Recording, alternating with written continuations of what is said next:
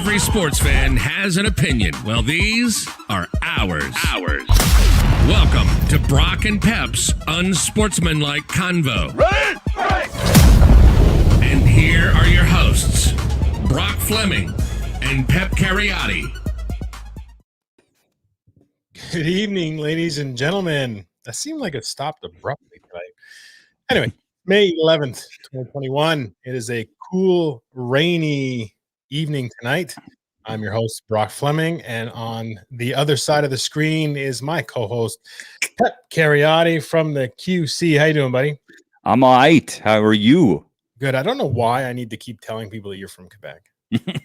Hey, it's your thing now, so if you don't, they're going to wonder where I'm from. Well, I think it's it's also part of our lockdown and what our current situations are. But yeah. Anyway, Hey, we got some good news in Quebec here. They're going to next Monday. I mean, it's gradual, but at the very least, they're going to extend the curfew from 8 to 9:30. So that's progress. Looks like the Outaouais has done a really good job. I think today in Quebec altogether there were only 300 cases in the whole province, which is really good. So they're seeing progress, and hey, we're 50% in Ontario. Looks like that's good. And once we get to 75%, that's about as close to normal as we're going to get until everyone's actually vaccinated. So good job, team Ottawa and Quebec, doing a good job. How did you find the curfew anyway?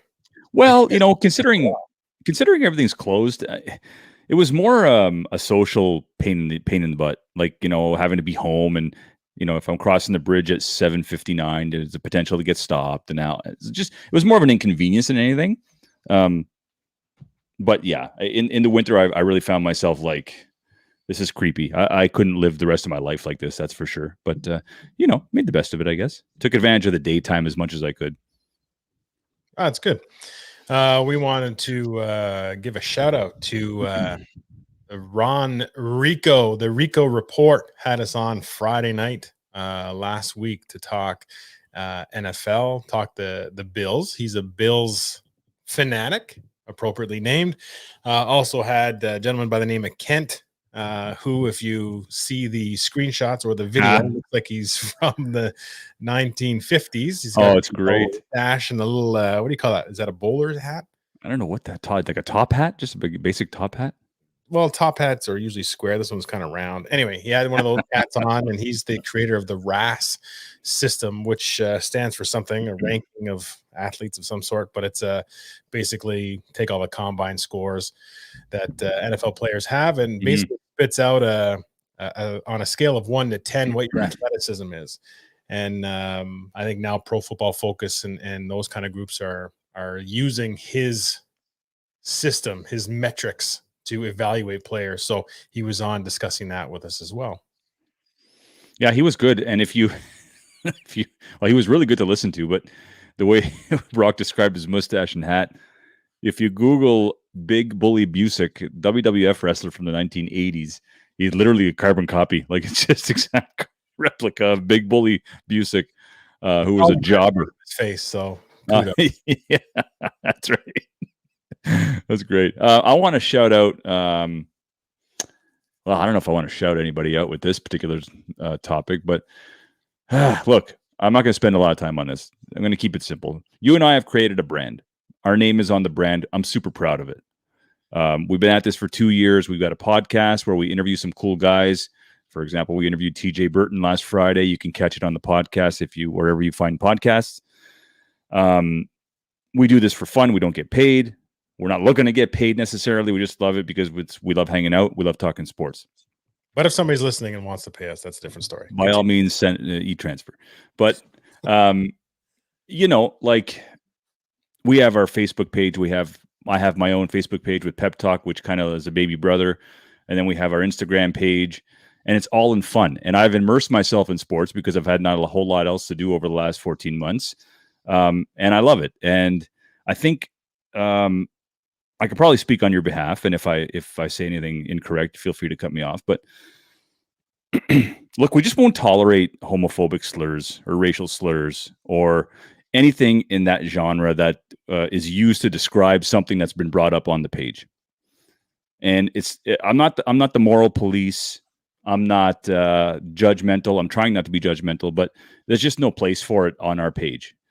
And if you don't like that, I apologize. I'm sure there are plenty of other pages you can follow that where people like to argue and fight and name call and do all that stuff. This isn't the venue for it. We're not the podcast for that. Will we drop an F-bomb from time to time on the podcast? Yeah, maybe. Will we tell some stories that belong on a podcast? Yeah, maybe. But we're trying to run a class joint here, and it's just not going to fly. So I that's the bad stuff. The good stuff is most of the people who follow us are fantastic, and they're non-confrontational. And when they do have a point, they have just the way to express themselves is generally pretty good. So I want to thank everybody for that. And I just want to remind all of our listeners and anyone who follows us on the Facebook page in specific, it's just not going to happen. We got a comment today from somebody, I don't even know who it was. And they got flagged by the Facebook community police. And that person was kicked out of our room. I didn't even kick him out. He was booted out and he was sent a warning and all that stuff. So what can I say? You know, that was out of my control. If you're going to use slurs, then they're going to flag you. So, but just don't. It doesn't show intelligence, and I'm going to leave it at that. That was 2.5 minutes longer than I want it to be. Well said, Pep. It is what it is. We are not, as I say, you want to run a classy thing. It's what we're trying to do. We don't always get to it, but there are certain things that are crossing the line that we will not stand for, and that's one of them. Also, I'd like to shout out our most avid listener, Mike Ferreira, for some reason is showing up as Facebook user tonight. Something wrong. That being said, he did throw out the question of we should take the RAS and see where we rank. Oh my God. I will take like the best results I've ever had doing all those events and then plug them in and see it, but you're not going to see me doing the tests and stuff like that. It's just my body does not handle that. Yeah, no, I'll be out of work for a month. Are you kidding me? Yeah. And what am I going to do? Tell my boss, sorry, I had to do the RAS. Like, yeah.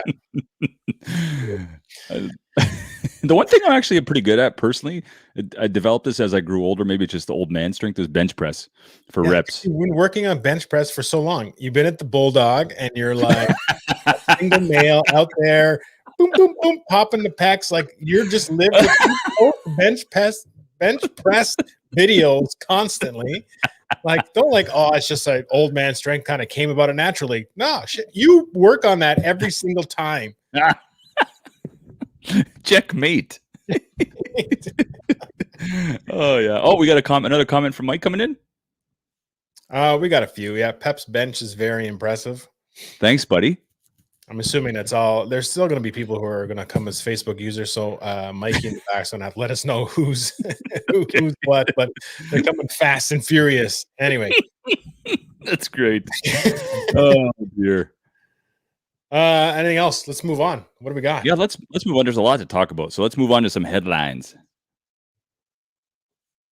What, are you throwing Mike under the bus? Oh, yeah. No, that's not. Am I doing this? Someone is. I don't think I have it anymore. Mike's got it. Headlines with Brock and Pep.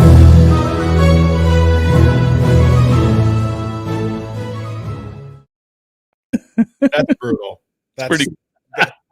If we're like, do we drop the occasional F-bomb and we say things that are probably not appropriate for this? Producer Mike is in the back saying all of those words right now to you because you drop headlines in a flip of a switch, and the poor guy's got to go through. He's doing comments, he's checking to make sure we're live, everything's sounding good, and then you throw that on him. So let's give him a little bit of a warning beforehand. Anyway, hey, listen, headlines. Listen, Mike. What can I say? But it's a thankless job sometimes what you do back there, pal. All right, let's see here. There's a lot. Albert Pujols, one of the best baseball players to ever play, 600 home runs for his career, was released by the LA Angels after he signed a pretty huge contract, like a 10-year contract, 200 and something million bucks. Some argued that. Pardon me? That was the biggest contract at the time, I think. I think so. Yeah. I mean, and this was coming off, I think 8 or 10 years with the St. Louis Cardinals. So it was a big signing at the time. I don't think in hindsight, if they look back, I don't know if they would consider it as a success. They only had one winning season, and then the rest have been under 500. So, your thoughts on his release and the way it happened, and some of the chatter after the fact. I know there's been some discussion that he and Joe Madden had it out, the Angels manager. Your thoughts on how they did it, and what do you think? It seems super classless, to be honest. But it sounded like, for everything I've read, there was a bit of some disagreement, some arguing, some criticizing from Pujols in terms of management styles and what they're doing. But there's just the way it sort of went about. Apparently it was fairly quick. Guy like Mike Trout, I heard he had heard via somebody else, because he was asking, he's like, why is Pujols, hugging other players? And then he was told that he was just released, and Trout kind of started tearing up. It was an emotional time for him, because Pujols has been like his mentor, and he's been with the team ever since Trout started. Yep. So it's kind of a changing of the guards there, and somebody who you count on and rely on being released like that. But there's a lot of negativity coming from old vets, like guys that have retired but have gone out the right way. David Ortiz, I think, made a few comments. I want to say Derek Jeter. I don't want to quote me on the Derek Jeter one, but Ortiz for sure. Just disappointing on how the Angels handled it. And then there's also Tony La Russa, who was Pujols' manager, I think, at St. Louis for a while. Basically said, like, this guy still got some stuff left, and if anybody is out there is in need of somebody like him, which his team currently doesn't, but he's like, they're going to get a Pujols who's got a bit of a, I don't want to say a chip on his shoulder, but he's got something to prove, and he's going to be a motivated Pujols. So let's see who takes a chance on him. But I think overall, from that standpoint, even then, I think he's also made comments that he's not going to, before he would go into the Hall of Fame, Kaplan, out of respect for the Angels organization. And I think now he's throwing that St. Louis Cards hat on pretty quick. I would think so. It wasn't good. I would think so. And, Pujols with them, they're an interesting team. The Ohtani is super, super incredible to watch. He's pitching every 5 days, and he's leading the MLB in home runs, and he's fast. He can steal a base. This kid is awesome. And then they've got Rendon, who they picked up from the Nationals after they won the World Series. And of course, Trout. So, I don't see how Pujols necessarily fits, but I would have just kept him for the rest of the year. I mean, maybe he gets hot. Maybe he gets a taste of, like, oh, now we're in the wild card hunt. Let's see, who knows? It may be adrenaline, or maybe you tell the guy, look, after this year, I think we're going to part ways, but we're going to keep you around because you're great for it. I agree with you. There's other ways they could have handled it. Pujols is on record saying he doesn't want to retire, so he's clearly out there. I think he could help a team. I think he could come out there and at least help a dugout. Help a team like the Jays. I don't think the Jays would need him, but like a team like the Jays, a young team who needs that calming factor in the dugout, I think he'd be good for that. So, well, a veteran presence. We talk about like that's the biggest part from a Blue Jay standpoint, because immediately I'm like, well, do we need somebody like that? I'm like, between Vladdy and Tellez and stuff at first, DH is there's guys that could do that. But the biggest aspect would be from a Hall of Fame veteran presence like Pujols in that locker room for these young guys to follow and to learn from. I think that would be the biggest benefit to having Pujols in the Blue Jays locker room. I agree. Sticking with baseball, a report out of Oakland today. Look, Oakland plays in the second worst stadium in the MLB, and the worst being the Trop in Tampa. And their lease is like ironclad. They're stuck there. That's why the Raiders left. It's a dump. That's why Golden State left the state, Oakland, wherever they were playing. Their stadium was in Oakland. Their arena was in Oakland. They moved on. Now they're, I think, closer to San Francisco. Yeah. Oakland is just not putting any money into their sports venues, and and that Oakland Alameda Coliseum is a dump, and it's huge. It's not very warm for baseball, and Oakland Athletics are the only team left. So now they're looking at relocation if the city doesn't agree on a stadium, which is not looking like they're going to agree on a stadium, which is too bad, because I think of Oakland Athletics, there's some history there since 1968. The Athletics franchise has been around since 1901. But it's not looking like they're going to come to Montreal. I think the front runners are Vegas and Nashville. So if you are a Montreal fan, both party spots for sure. If you're a Montreal fan, or if you're a resident of Montreal and you're excited to have a team back, who would you rather have, the A's or the Rays? Yeah, you know what? I kind of like the Rays. Just the style and just where they're kind of coming from. I think it also, my decision would be based on the fact that I think less people in Tampa are going to care if the Rays are gone and they're Montreal versus a team that has such a long entrenched history with Oakland going to Montreal. It's going to have some carryover there. Like it's tough. It's the Oakland Athletics in Montreal, where the Rays, I think people in Tampa or the six that go watch them play are going to sort of wash their hands of it, and it'll be the Montreal Expos from day one, not the, you know what I mean? Oh yeah, 100%. So, I agree 100% with that. And I think the Rays are a better team. I think that they build from the inside out way better than the A's do, although the A's still have some homegrown stuff. The A's are notorious for the Billy Bean, go get this guy, and analytics wise, he'll fit us here, he'll fit us there. And next thing you know, you've got a mishmash of like just retreads, and they make it work somehow in Oakland. Don't ask me how, but every year they're in the playoffs somehow. It's amazing what they've done. But the Rays makes sense. Mike, producer Mike just mentioned that the Expo the AL East makes sense as well. So absolutely, any from an alignment standpoint, goes a long way. Absolutely. And, like the Rays are a good team. They made the World Series final last year. I think people forget that they were the representative of the AL.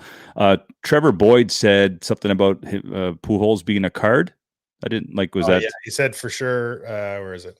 He said, I have to agree. He's going in as a card for this. Oh, no doubt.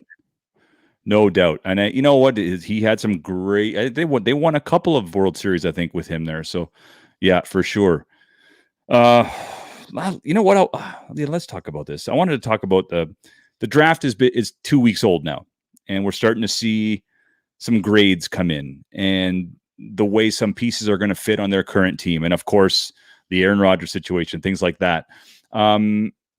If you had to pick an AFC and an NFC winner in terms of the draft overall, do you have a team that you think has done really well in the AFC and in the NFC? I mean, I know a number of teams did, but like one that really stands out to you? Well, I guess, hey, Jacksonville Jaguars stand out to me for their draft. I mean, if you get a guy at Trevor Lawrence's caliber, you have a franchise quarterback that you get in the first round, first overall pick. Great. They had a second pick in the first round. They took Trevor Etienne, who I think can be very dangerous. From what he's done at Clemson, he seems to have a back. He seems to be a back that has a lot of tools in the toolbox that can be used. Was that a little bit early for him? My opinion, probably. But their free agent signings seem to be on the right track. We'll talk about that next. But anyway, Jacksonville, again, it's super early still because, of course, on paper, who knows what happens. But I like Jacksonville's. It's not going to make them a contender in year one, but it's definitely structurally better for the organization as they move forward, and it's going to bring a little bit of excitement. Who knows? I'm again. You talk about me being a Bills bandwagon. I'm close to jumping on it. The next signing that we talk about may push me right off and into Jacksonville. But from an NFC standpoint, shout out to all the Cowboys fans that I know, Scott Endicott being a big one. I think the Cowboys did a really good job in the draft this year. They went after guys that were going to fill the actual needs that they had. It was there. Not only that, they got a guy who, in Micah Parsons, who is a Cowboys fan for life, wanted to be a Cowboy. So you fill a spot with a guy who's got that kind of ability and that sort of heart and desire to be a Cowboy. I think right away you've locked that up. But between him and Kelvin Joseph, the cornerback from Kentucky, those first two rounds, I think addressed a lot of things from a Cowboy defensively speaking. And I think that they did pretty good. Those are my two. I mean, and again, nobody would argue that. Like it's too early, but I mean, nobody would argue that the Cowboys looks like they finally drafted a need and not just the best player. So kudos to them. My AFC team, I think people are gonna think I'm a fan of this team now, and I'm not. I'm not a fan of this team at all. But they do things the right way, and I thought they nailed their draft. And my AFC rep is New England Patriots. I thought they did a really, really good job drafting Mac Jones. I mean, I think they couldn't believe he was there. They took him so quickly. I don't even think they wasted a second on the podium. Like we take Mac Jones, and Mac Jones had a very confident, very angry face as he was walking up towards the podium.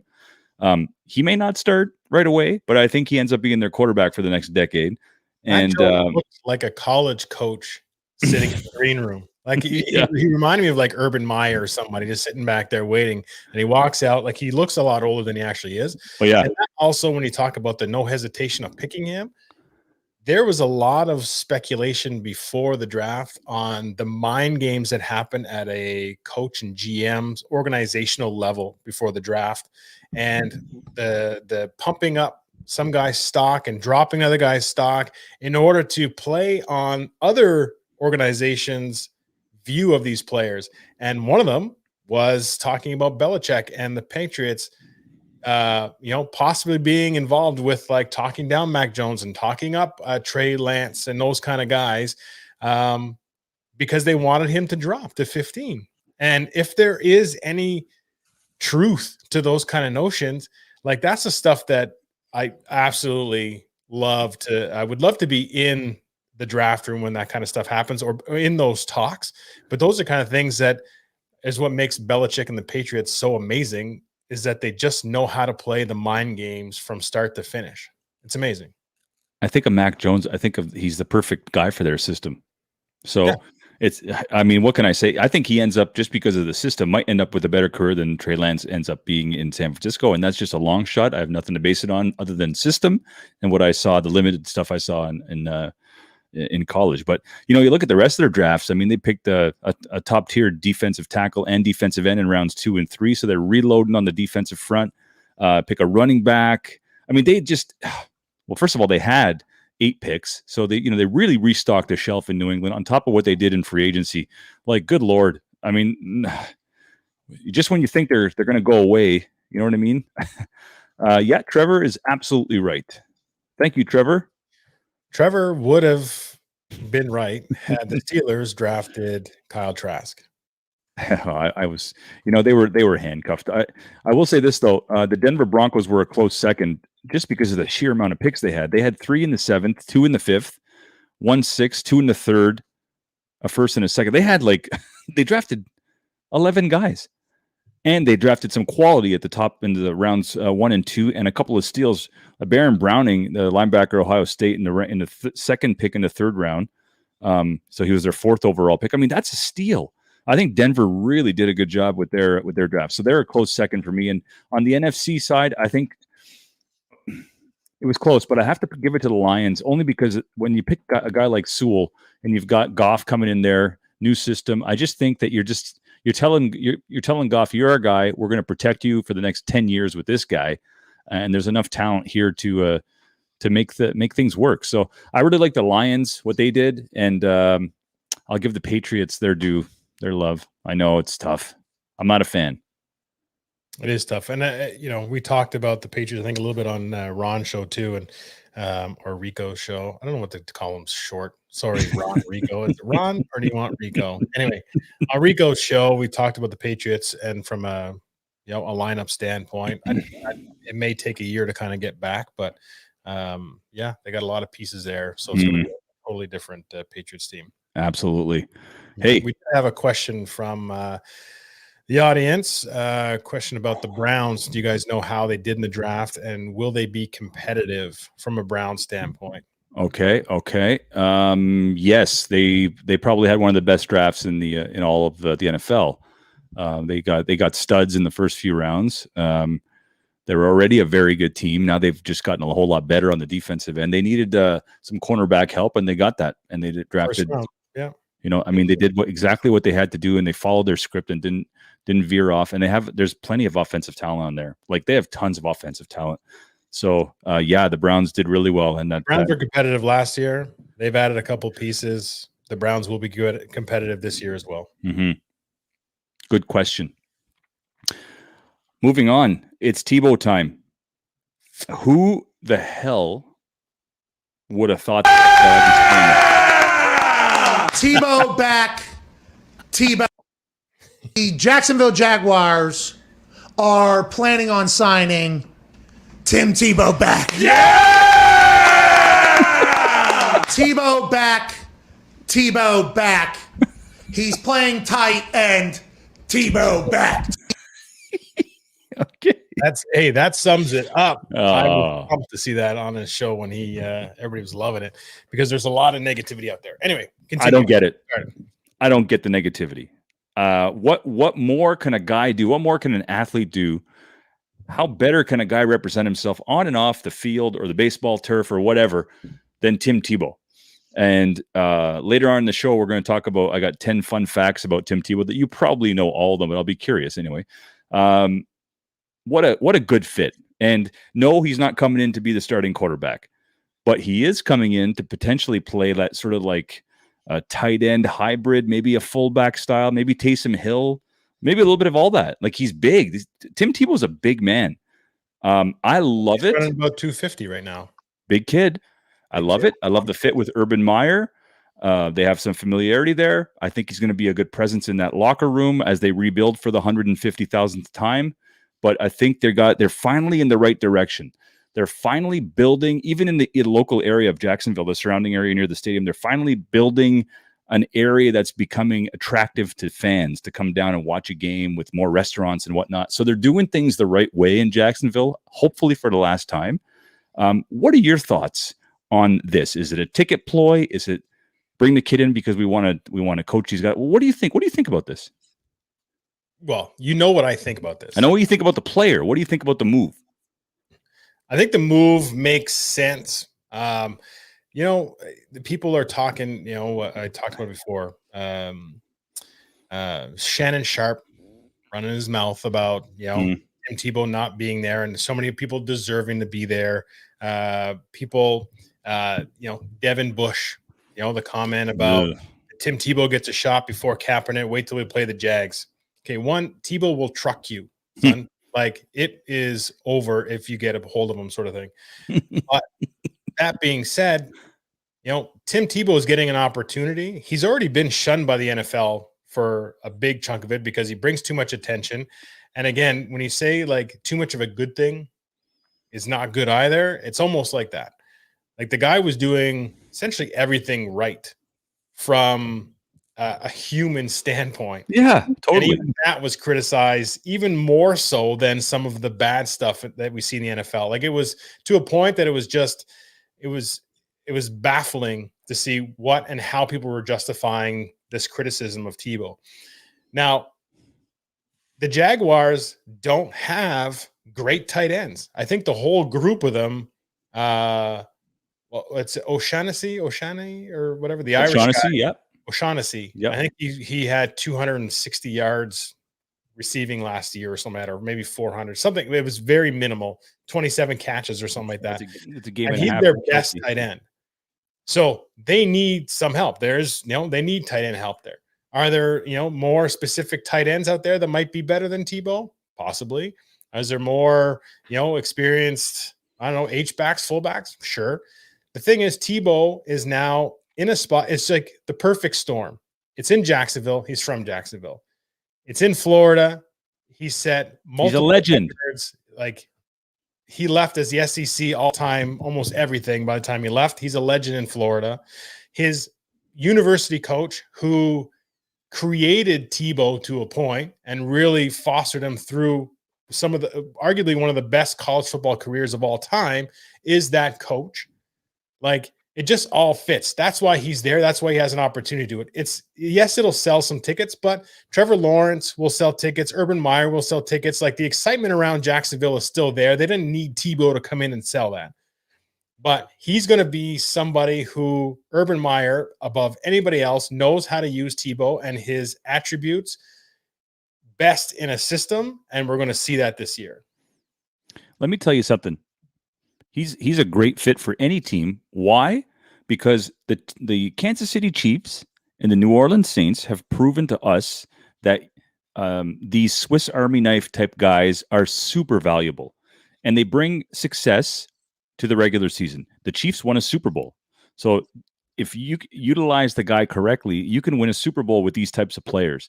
I'm not comparing Tim Tebow to Tyreek Hill. They're different players, but when you get another weapon on the field who can throw, catch, and block and do everything, like a guy like Tebow, who's probably going to do everything the exact right way, because he's a quick learner, he's a good study, he's a good team guy. I mean, it's win-win. He's a good athlete. I'm surprised. I'm just surprised and disappointed that it's taken this long for him to come back into the NFL. I mean, again, it had to be the right situation. He was doing baseball, and again, really from a baseball standpoint, like he still did pretty well. He was an all-star in Double-A, I think, made the Triple-A. I think he was, moving, still trending in the right direction to be with the actual Mets. And it wasn't like a Michael Jordan sort of thing. And it just kind of lined up, I think, perfectly. And then Urban Meyer buys a house from like next door or 2 doors down or something like that. Like, it's just, again, it all sort of culminated in the perfect storm for this sort of relationship to happen. So I think it's going to be great on the field. I think it's going to be great off the field from a fan standpoint, ticket standpoint, sure. But that's secondary to what he's going to bring on the field. And at the same time, think of the amount of attention Tebow gets. He still gets all that attention. So if he gets that attention, who does it take it off? It takes off of your number 1 draft pick, who's expected to be a organizational change maker. Somebody's there who's potentially a Hall of Fame quarterback. Like the expectations are lofty for Trevor Lawrence. So having a guy like Tebow in there to deflect some of the attention is probably going to be very good for Lawrence as well. Couldn't agree more. And I'll tell you what, with Tim Tebow, I think people forget how good a year he had in 2012. He ended the Steelers, I would say it was probably more like a 12-year run with a particular group of guys on defense and on offense. He single-handedly ended that era. I think Ben Roethlisberger might have been the only holdover, and then came Antonio Brown and Le'Veon Bell afterwards. But that he was 20 for 26 for 250 yards in a wild card game at home versus Pittsburgh. Pittsburgh was 12-4 that year. They were favored to win the game, and he went out and he played a great game, and he threw the game-winning touchdown. Yards. So he was in 300 yards. I mean, that's just, and he had a great game. All numbers, like the 316. He went like whatever it was, 31 for something or whatever. It was all ended up being like 316, which one of the Bible verses that he preached about. But he took that team from 1-4. The Broncos 1-4 started that season to a playoff team and winning a wild card game. And they had some wins that year where he was atrocious until the fourth quarter, and he just came up big. And isn't that what you want? Isn't it a league about winning? Is it not about winning, or what is it about? Like, I don't understand why he was shunned in the NFL. I don't get it. And if teams are putting together rosters to I don't know, to support, and I got nothing against Lamar Jackson, but I mean, why can't a team build around Tim Tebow? Anyway, that's a conversation for another day. But the argument is he was just a little bit before his time. I guess right after he kind of went out, that they started to open up to the RPO type offenses, the Lamar Jacksons, the would have been perfect, Kyler Murray's, those kind of things where you can. Anyway, yes, he would have. They say timing is everything, I guess, and then in his case it is. But welcome back. I'm glad to see him back in the league, and good on Jacksonville for bringing him back. Yeah, air horn that for sure. The Habs clinched the last seed in a overtime loss. I mean, first of all, I hate a point for making it to overtime. I hate the fact that it goes into a shootout. There's a lot about hockey that I dislike, but the one thing I'm happy about is the Habs are in the playoffs. They're going to face the Toronto Maple Leafs. Frederik Andersen was seen at practice. Looks like he's going to make his first start in a long time, in like 20 games. Coming up in the next few games. I don't know if the Leafs have anything to play for. I think they clinched the number 1 seed. They've played each other like 10 times. Is there any juice left at this point, now that they're going to see each other in the playoffs for potentially another 6 or 7 games? Are you excited about this rivalry? This would normally be a pretty big thing. Yeah. I mean, hockey playoffs are still very entertaining. Have I sat and watched a full hockey game in 2 years? Probably not. I have seen snippets. I do like the rivalry. It is more appealing to watch. But hockey is notorious for its playoffs and players flipping a switch and like, so look, we just got to get in. At that point, it's a best of 7, and those series get pretty intense. Now, do the Habs have enough in the tank to put up a fight? As long as you got Carey Price in the net, you always have a fighting chance. And who knows what happens at that point? But every hockey player will get up for the playoffs. Most sports, it's the same thing. You get in the playoffs, it's a new rejuvenation of enthusiasm, and it's time to go. It's do or die. So I think it'll still be very entertaining. It hasn't run its course, so it'll be good. Habs are limping in. Carey Price, I think he skated for the first time today. He did very specific drills. He's been dealing with what I think has been, was it a concussion that's kept him out for the last little bit? It's been Jake. It looked like an innocent play, but yeah, he's been out, I think, with a lot of that. Yeah, and he's just skated. He just did some very basic hockey stuff. So I mean, I don't even know if they expect him back. I mean, the playoffs start this weekend. So never mind. Habs are done. Yeah, I mean, if it's Jake Allen, I have no idea how the Habs are going to do. But, the fact that they don't have Brendan Gallagher, I think, is another biggie. That's actually a huge loss for them. They did get some very interesting chemistry last night from an unexpected line of Arturi Lehkonen, Jake Evans, and who was on the other? Paul Byron. They scored all 3 goals, and they each had a goal. So unexpected line, and they got a goal late to tie it to clinch the playoff spot. So that eliminates the Calgary Flames. So any Calgary Flames fans out there, better luck next year. But the Flames, Canucks, and Sens are the ones who are missing the playoffs. Ronrico has a comment. Well, we're going to, whatever, you're going to address it anyway, but you want to talk about Tampa Bay's line here. I'll bring up his comment real quick. Yeah. Yeah. Oh, yeah, Ronrico, we have Tampa Bay Lightning lining up 3 brothers on the line. Yeah, that was on our list of things to talk about. The ones I'll bring it up right now. Brock, you just put the image up there, eh? Okay, cool. That's sure you'll have to excuse me. Daniel Walcott, Matthew Joseph, and Jamel Smith, I think, are the 3 guys. And first of all, congratulations to those 3. Their coach came out today and said, look, this isn't any kind of anything other than these 3 guys earned it and they fit well together on the same line. Period, end of discussion. Very cool and nice to see just more diversity in NHL. And speaking of diversity, great segue for we're aiming next week to have a young man, a friend of ours whose son is going to potentially be drafted in the OHL. Correct. He's an OHL prospect. He's going to come on and chat with us, and he's only 16. It's going to be really cool. He's 16. He looks like he's 36. He wears a Red Blacks t-shirt around, and he gets mistaken for like the starting left linebacker for the Red Blacks defense. Like, he's a big kid at 16 years old. I'm going to regret. Oh yeah, he's a monster, and I'm going to regret saying this, but I remember maybe it might have been about 7 or 8 years ago. I went over to Gord's house, and he has a basketball net on his top of his garage, and I said, "Let's play."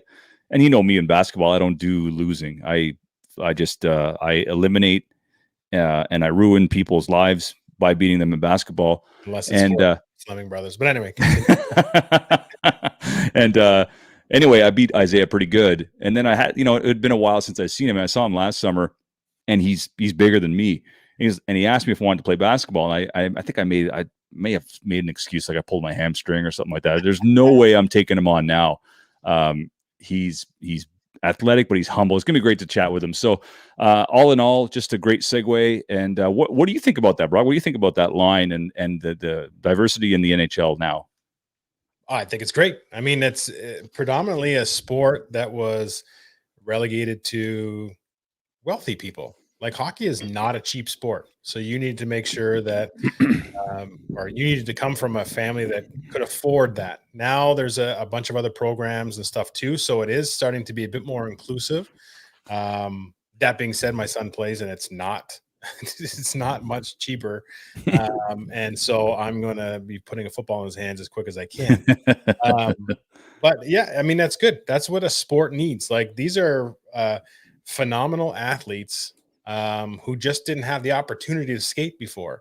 And if they're starting to put on skates earlier and more kids are able to get in that, we're going to start seeing better and better products on the ice. And hey, these guys are a testament to that, and they're leading the way. I could not agree more. Let's This is unsportsmanlike. we agree way too much. I don't. What are you going to do? I mean, look, we had a contest for the name of the podcast, and your brother won.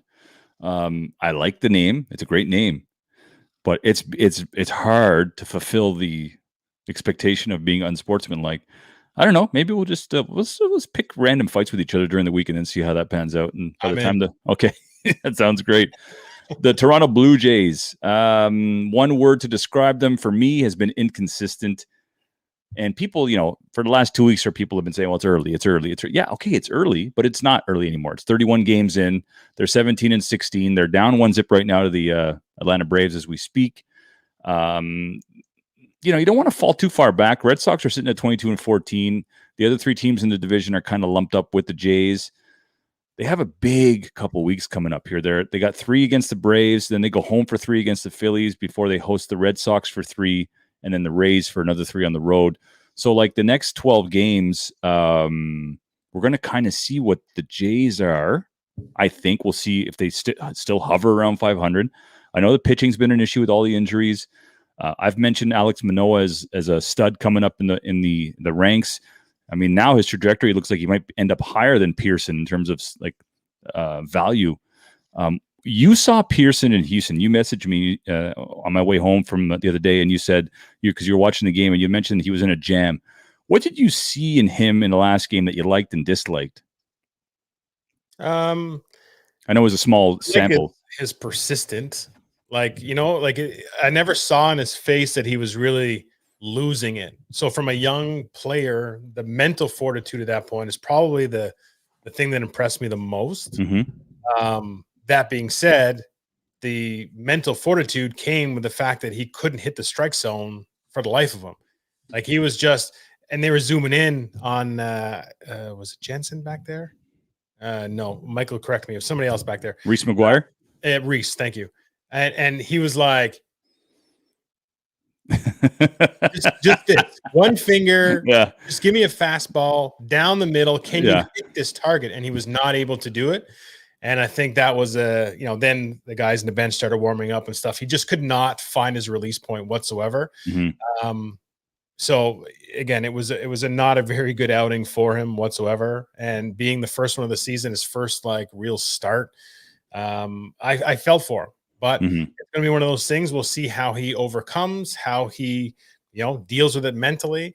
Like I said, if he had emotions, which he has them, I just don't know. He wasn't showing them, and he wasn't really, the mannerisms and stuff didn't look like he was holding in it either. It was kind of like, I'm trying to figure this out, but it's not there. I don't know what, so let's kind of deal with what we have right now. So that aspect, I was impressed by him, but everything else was lackluster. And the Jays, when we talk about their young hurlers in the minors, they got Simeon Woods-Richardson, who they picked up. The second player, Anthony Kay, was the other for the Stroman trade.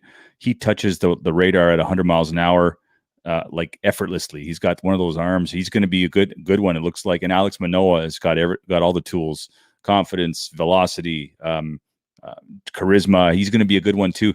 So Pearson needs to sort of keep up. And the last thing I want to think of is another Aaron Sanchez, another guy who's constantly hurt, who's got all the stuff, but just couldn't put it together for a full season. He was. I'm hoping that he's able to. He was demoted today, probably just to iron out those kinks. So, okay, moving on. Aaron Rodgers' situation gets just weirder by the day. Devontae Adams was out here saying that if he isn't back, he's got to quote unquote rethink things. I don't know what that means. What are you rethinking? Do you think you want to be a Packer? What are you saying here? What kind of message does that send his teammates? What does that mean when a guy like that says that about his quarterback? It means that they have great chemistry. It means he's used to having one guy throwing the ball 1,000 times a game. It's a guy who's responsible for putting him into the Pro Bowl every year and for being top fantasy guys and all that kind of stuff. And it also makes him think of his contract is not long-term. He doesn't have a long-term contract with Green Bay either. So this whole I got to rethink things means maybe I'm not going to be a Packer for the rest of my life either, because I'm not getting along with Love, or I don't like the way they treated him, or I'm going to follow Rodgers wherever he goes next year, whatever. You know what I mean? Like, it could mean a bunch of things, but I think it's more from a career standpoint of saying, well, if he's not going to be here for the next 3-4 years, maybe I won't be either. Yeah, and if I'm the Green Bay organization, I'm just like, hey, I'm sending out a mass email saying, guys, everybody just shut up for a bit. Let's get our quarterback back in the fold, and then we can start with the I got to rethink things stuff. But right now, get Rodgers. It wasn't Rodgers. Just FYI, I was listening to this beforehand. The guy who leaked it, basically, the ESPN guy, Adam Schefter. Yep. Like, released it, but that there was nothing prompted him to release that. It was something he noticed in, like, the way Rodgers had talked at the end of the playoff game, where it kind of like, there was some rift between him and the Packers, and then there's stuff to do the offseason. So this is where it's a little bit annoying, and I would be annoyed from a drafts perspective, is that this guy releases it because he's like, it's going to come out at some point, it's going to be released. There's no real good time to do it. It just happened to be on draft day. You know what I mean? So people are criticizing Rodgers for, like, oh, you made the draft all about yourself, and all these kids are getting drafted, and you're selfish and whatever. There was nothing that prompted that. It was Schefter who admitted to just saying it was going to get put out there at some point. I wanted to be the first one, and it just happened to be draft day.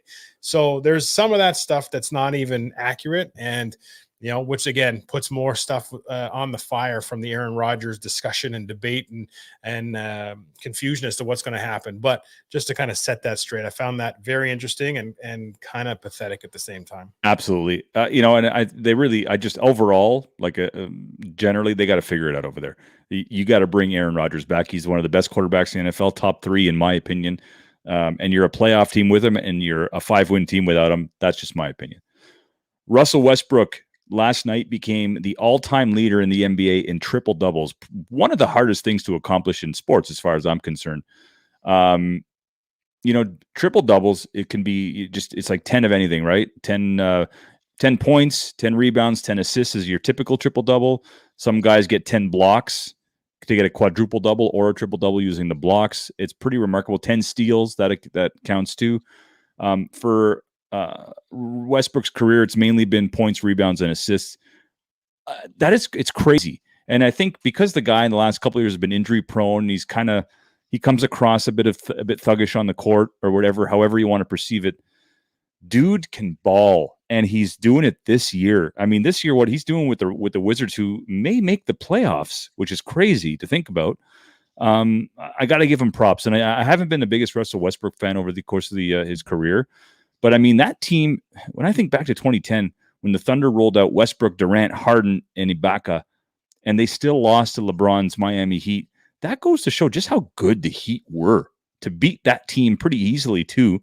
The Heat had rolled out, Wade and Bosch and Ray Allen. Did you like that Heat squad back then? I forget the whole decision stuff. Did you like their team, period? Yeah, I liked LeBron. I liked Wade. But the third member really annoyed me all the time. I was like, why is he there? Bosch? Why is Bosch? I don't like to say his name sometimes. No, I'm kidding. I don't like him. I don't dislike him that much. But I'm just like, I don't know. Wade and LeBron, and then Bosch was like the third wheeler. I was like, just go back and organize the guys that are role players. Like, Yeah. I've never been a big Bosch fan. But again, LeBron and Wade are, I like them both. And so I liked what they did in Miami, regardless of how he got there or the announcement or the decision, whatever that was, all that kind of stuff. I liked it. But just dating back to that era, where the names I just mentioned, but what an incredible finals. And I think we took it for granted that those players were in the finals. That's a star-studded finals that I think we forget actually happened. Harden, Durant, Westbrook, Ibaka, Wade, Bosch. I mean, those are Hall of Famers. Like crazy. Anyways, really quickly, the Lakers are going to release an 80s documentary or docuseries similar to what the Bulls did. I don't know what it's called. I think it might be called Showtime. I don't know. It's the reason I play basketball. It's the reason I love the sport. The Lakers won 5 titles in the 80s. We talk about dynasties over the course of the years. That's a remarkable thing. All through the 90s too, not just early. It was like from 80 to 88 was the last one. It's pretty remarkable stuff. So I'm looking forward to watching that. Brock, the Raptors were officially eliminated last night. What do you think? Good. Yeah, lottery team. You're happy that they tanked? They no chance in the playoffs. If they made the playoffs, I'd be like, okay, cool. Let's see what happens. You know what I mean? Let's make a push. No big expectations. The fact they didn't, kind of happy they didn't. Again, a longer off time for Lowry if he happens to come back. Injury stuff. You know, a lot of guys seem pretty banged up. You know, it'd be nice to see some of the guys move into the off-season type training a little bit more. Those kind of guys put a bit more size on. So, you know, with the shortened off-season and the back-to-back seasons, you don't train to put size on. It's just not what you're doing. You're there for, well, you know better than anybody, is for maintenance and kind of that kind of stuff. Now, if you get to a real off-season, you can kind of adjust your training accordingly for that kind of stuff and see if your body can handle a bigger load. But anyway, I'm happy they're gone. I didn't really want to watch them in the first round get smoked by somebody either. So I'm kind of happy they're out. Yeah, I mean, it would have been nice to see more basketball for me personally. I like to root for the Raptors in the East and the Lakers in the West. So I always like to see each of those guys in the playoffs just to keep my interest. But I'll watch. I'll probably still watch some of the teams. I know the Nets are a fun team to watch in the East. Disappointed. I guess if one word I could describe the Raptors this year, just disappointed. They never had a flow. They never had like a set rotation. It was a little bit of a hot mess. And then you throw in the injuries. And I thought Pascal Siakam really came on strong as of late. I don't really love his game, but he showed some fortitude dealing with criticism all the time. And it just, yeah, you know, it was a tough year. This was a really tough year. I was disappointed for a team that won a title a couple of years ago. I feel like it took two steps back, and that's disappointing.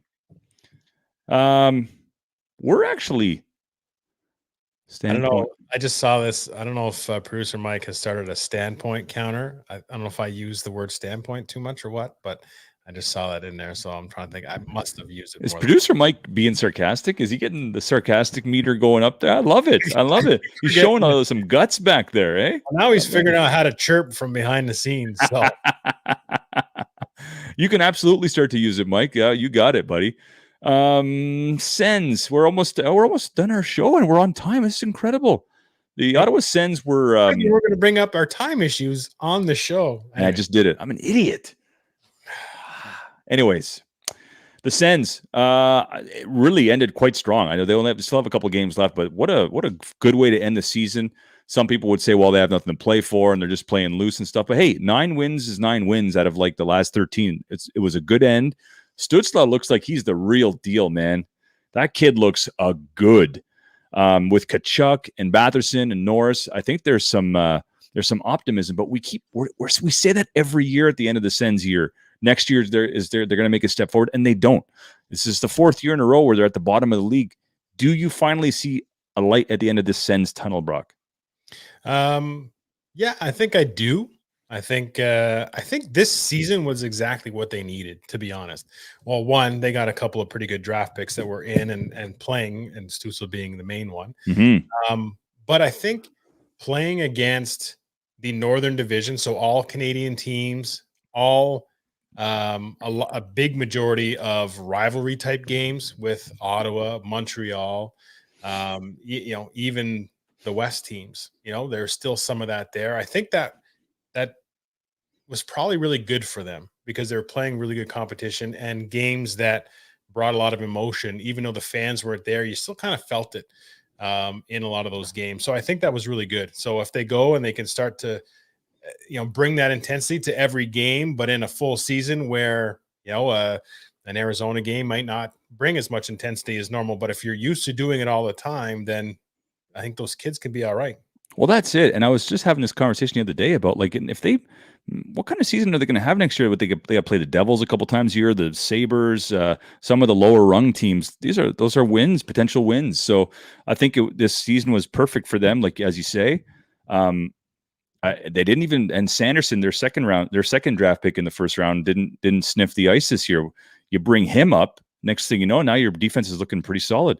Comments are Mike Ferrer. Let's see what we got here, Mikey. In Ottawa fashion, the office will have anyone good playing now traded in 2 years. Mike's Mike's a strong fan. Mike is not a fan of the Ottawa Senators, folks. What you know? What like you're gonna chirp? Yeah, the Sens have made some pretty bad front office moves. I guess I mean, we have. I sort of brought it just in case you wanted to bring it up. The odds for the Stanley Cup championship here, and the Toronto Maple Leafs are sitting atop with 17.8% chance of winning the Stanley Cup. Is Mike going to put his money where his mouth is? I doubt it, because history says it's not going to pan out. But they're right up there. We'll see what happens. Anyway, Mike Ferreira. Mike and I just talked a couple hours ago. Did I not tell Mike Ferreira that I thought the Maple Leafs were my odds-on favorite to win the cup, or at least get there? Mike, if you can confirm with a comment, that would be awesome. Why is Carolina so low? They have the best record in the NHL. I just jinxed it. I know. I'm sorry. Just jinxed it. Why is Carolina 7th? They actually have a better record than everybody on that list. That doesn't make any sense. Well, maybe they're in a weaker division, because these things have to take into consideration that certain divisions are stronger than others. I don't know how they actually rate that, but it's got to take that into consideration. A little bit of college football rating in there, I think. Anyway, hey, bro, let me give us a pat on the back. You and I both mentioned the Florida Panthers as being a team to watch this year in our NHL show when we were talking a little bit of NHL before the season started. You may not remember it. I do. That we both mentioned them as our teams to watch. Barkov is one of the best players in NHL that nobody talks about. So it's a fun little team. They're going to be tough to beat, and they play Tampa first round, if I'm not mistaken, right? That'll be interesting. Yeah, very interesting. And then lastly, I used to love boxing. I used to love the lightweights, middleweight, heavyweight, whatever. I used to watch it religiously. Now, I mean, you couldn't name you 3 guys. I mean, Tyson Fury is my favorite guy because his story's kind of cool, and he's signed on to fight this Anthony Joshua again in August, who's a big talker, and I guess he's like the bad guy, and Fury's the good guy. Are you interested at all in boxing? No. And it's disappointing to say, because, I can't remember that I said the Florida Panthers or what I had for supper yesterday, but I can remember the excitement around the Tyson Holyfield fights, being at the British Bar in Elmer where we're upstairs watching the fights.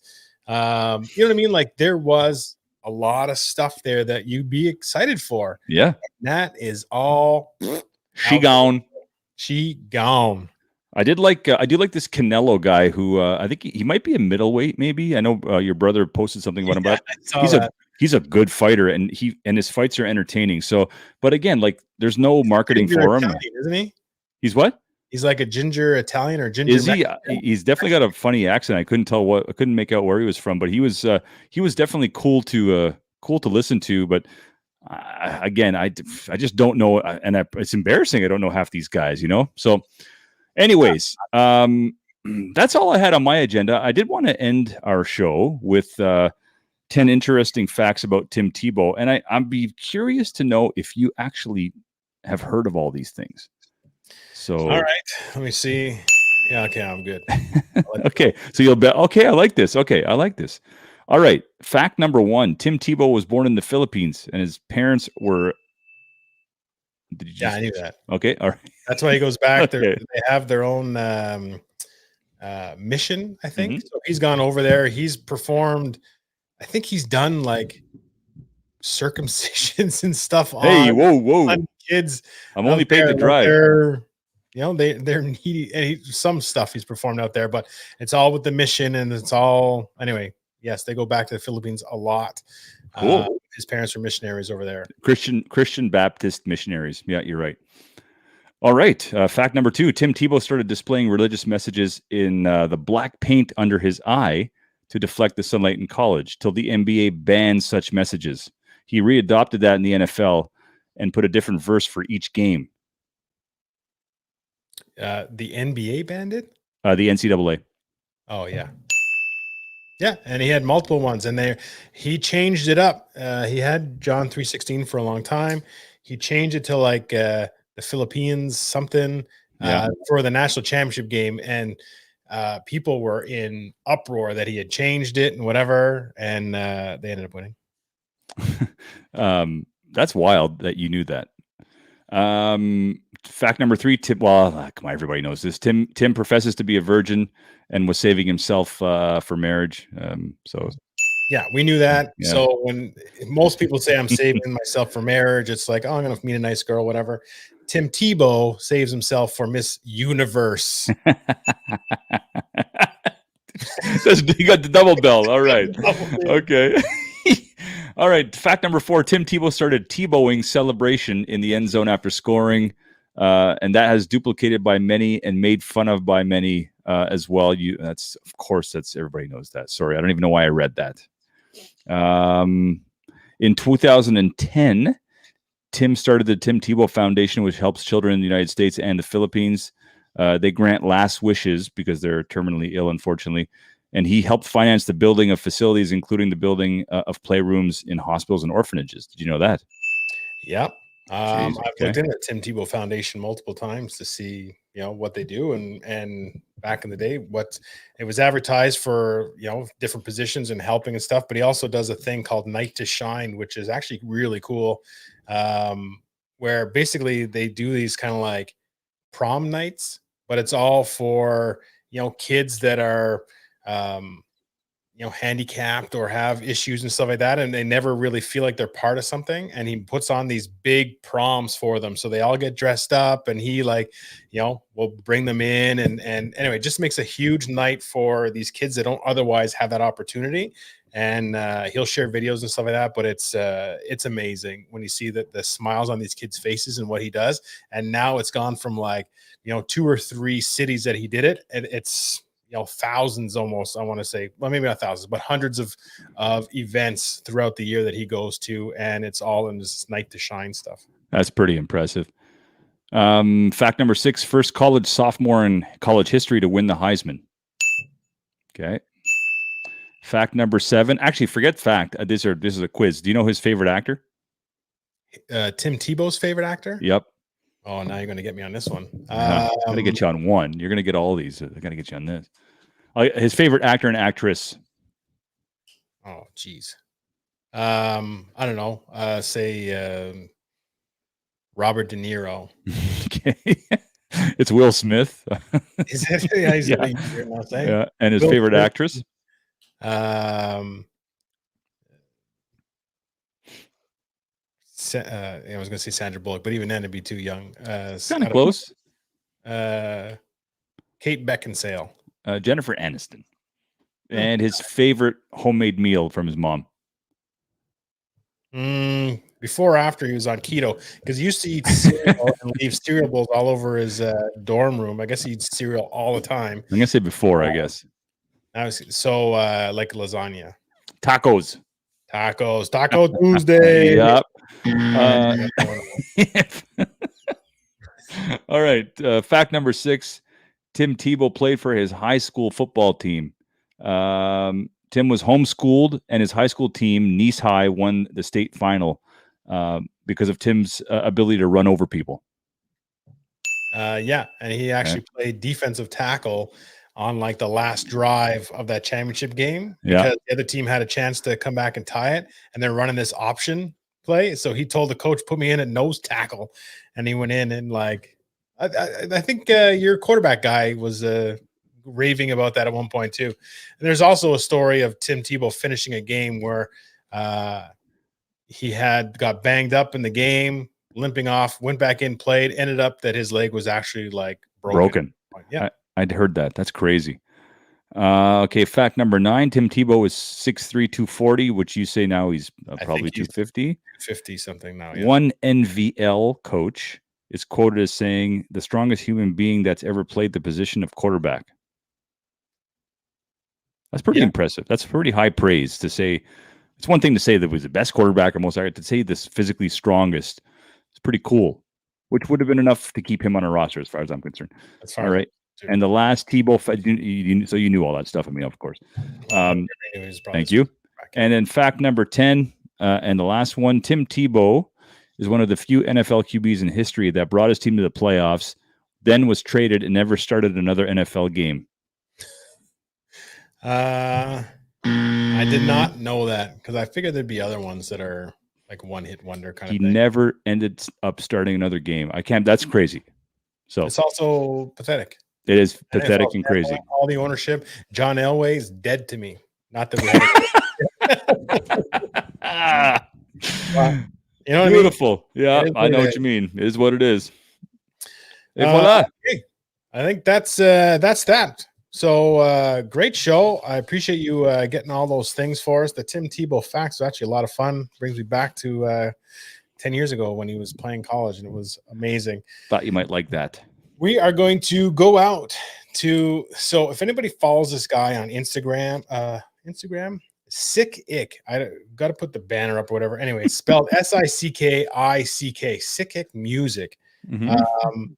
This guy comes out with these mishmashes and like, anyway, he's amazing. This is a shorter song, but he mixes Peaches and What's Love. Oh, I love the mashups. Those are great. He's got a Kanye West matchup that's about 4 minutes long that I was going to do too. That's hopping, but check him out on YouTube. Anyway, we're going out to his mashup there. Peaches. One more shout out to Conquer Gear. This hat that I got from Natter, it's actually really cool. Not to disrespect our own swag, but this is nice and it has a meaning. And I appreciate Natter for the swag, and I love it. There's actually another company I'm wearing their. I'd ordered these bracelets. Again, I'm not going to get in. It's not no free shout outs for us here, but they didn't give me this yet. But I have messaged them and said, look, I think they're pretty cool. I got some for my kids and my wife, and with mental health and all that kind of stuff. I think it would be really cool. So if we get some of these to sort of exchange for pumping their product, these things are made with recycled bottles from like the ocean, and they have a clean water initiative, but each one has like different designs, but you flip it over and it has different messages inside based on what you want. So cool. Mine's progress, not perfection. So that's kind of along the lines with with most stuff I do, but even from a eating properly kind of thing. Like it's as long as I'm progressing. So little things like that are really good, but I won't say the company until I know whether or not they want us to do that. But cool things. All right. So we're going out to this. Hope everybody has a great rest of their Tuesday, rest of the week. And we can't wait to talk to you guys next week. Take care. I got my peaches out in Georgia. I get my weed from California. I took my trip up to the north, yeah. I get my life right from the source, yeah. And I say, nothing like rock stars. It's the way you lift me up, yeah. And I'll be right here with you till tomorrow. Peaches out in Georgia.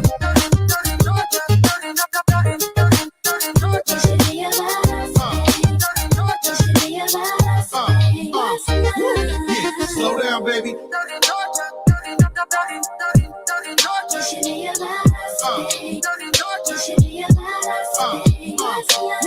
When you call me late, I know you know I like it. You keep showing up your body, girl, don't hide it. When you talking to me, getting me excited. Rolling Kelly, cause you know we gon' light it. All the things you know we could do in private. All the things you know we could do in private. Good with the mask on, just the way I like it. Have you scream all night, no silence. Georgia.